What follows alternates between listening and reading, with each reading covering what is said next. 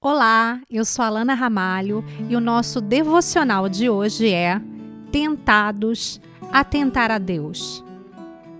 Não sei se os irmãos sabem, mas quando eu namorei o meu esposo, ele foi acometido por leucemia, câncer no sangue. E antes que os médicos revelassem o diagnóstico, o Senhor já tinha mostrado no culto, através da vida da pastora, da bispa. Deus mostrou no ministério profético a doença que ele tinha. E no dia seguinte, era um domingo à noite, nós fomos de manhã e percorremos 10 hospitais no Rio de Janeiro. O relato da história dele, ele vai passar para vocês, a gente vai criar um link com o testemunho completo dele. E ele passou por esse deserto e ele precisou ser internado, passar por todos os procedimentos da quimioterapia. Foram 3 sessões de quimioterapia. E nós tínhamos fé de que ele poderia ser curado. Mas ele precisou passar por aquela medicação, por aquele processo. Deus também usa os médicos. Deus usou a tia dele para conseguir a vaga dele lá no hospital, que ele foi internado e tratado com muito carinho no Hospital do Fundão, onde ele também estudou engenharia. Nós nos conhecemos na faculdade, no movimento cristão. A cada alta era uma vitória, mas ele não podia negligenciar o tratamento. Eu lembro que nessa época, uma amiga nossa, a Amanda, também foi acometida por leucemia.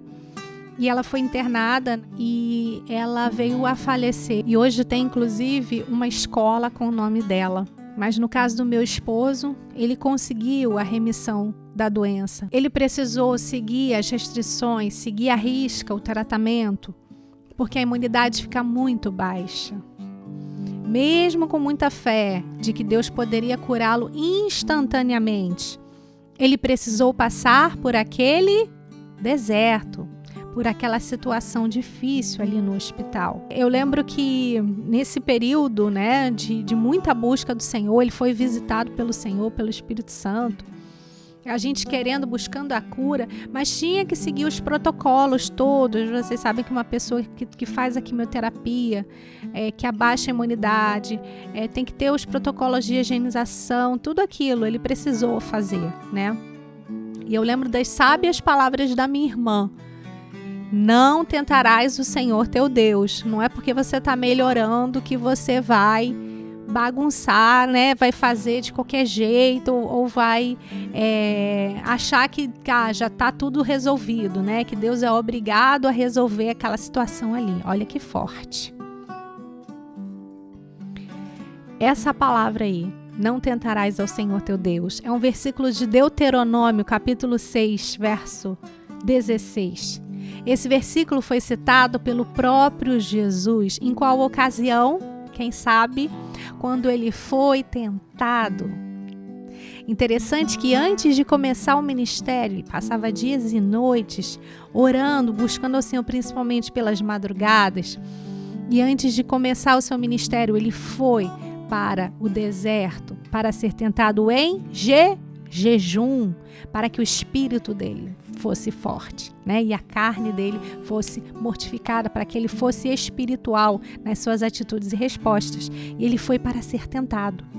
Mas como o espírito dele estava fortalecido, ele sabia que sairia vitorioso. Quando ele foi para o deserto para ser tentado, para passar por aquela fase de fornalha ali, para começar o ministério dele, o diabo, olha no texto, diz o seguinte: transportou ele à cidade santa, Jerusalém, colocou sobre um pináculo, que é uma parte alta do templo, e disse a Jesus: se tu és o Filho de Deus, lança-te daqui abaixo, porque está escrito que aos seus anjos dará ordens ao teu respeito e tomar-te-ão nas mãos, para que você não tropece com o teu pé ou pedra alguma. Vocês sabem que o diabo sabe até a palavra, mas ele distorce, Disse-lhe Jesus: mas também está escrito: não tentarás o Senhor teu Deus. Mateus 4, 5 a 7.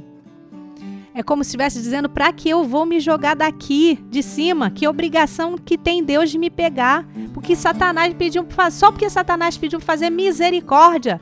Arreda-te de mim, Satanás. Deus é Deus. Interessante que Jesus usou a palavra para se defender e para atacar. Amém?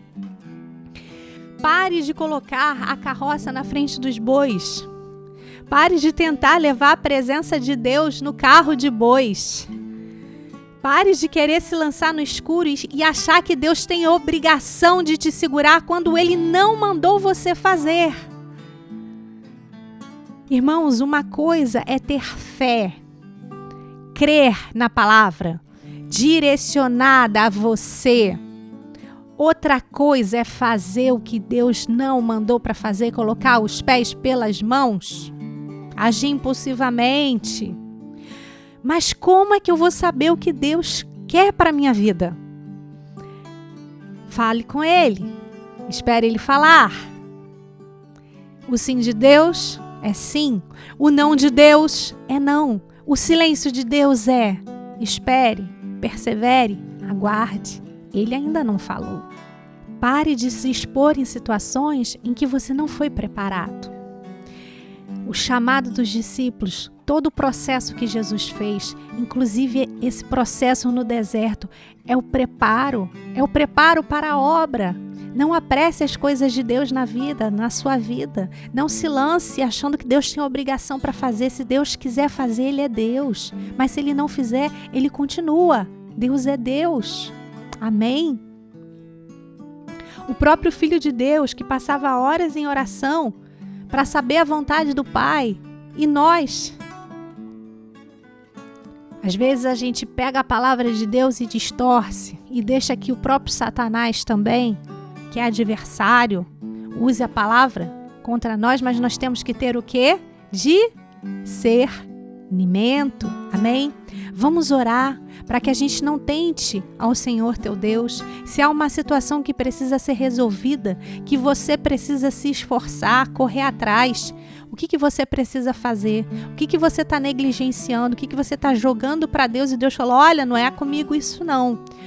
Amém? Vamos ter discernimento, igreja. Vamos vigiar na terra. Amém? E depois a gente vai fazer um devocional só sobre a questão de tentar o corpo, que agora a gente falou de tentar a Deus. Vamos orar? Senhor nosso Deus, nós somos teus filhos, Pai, nós amamos o Senhor.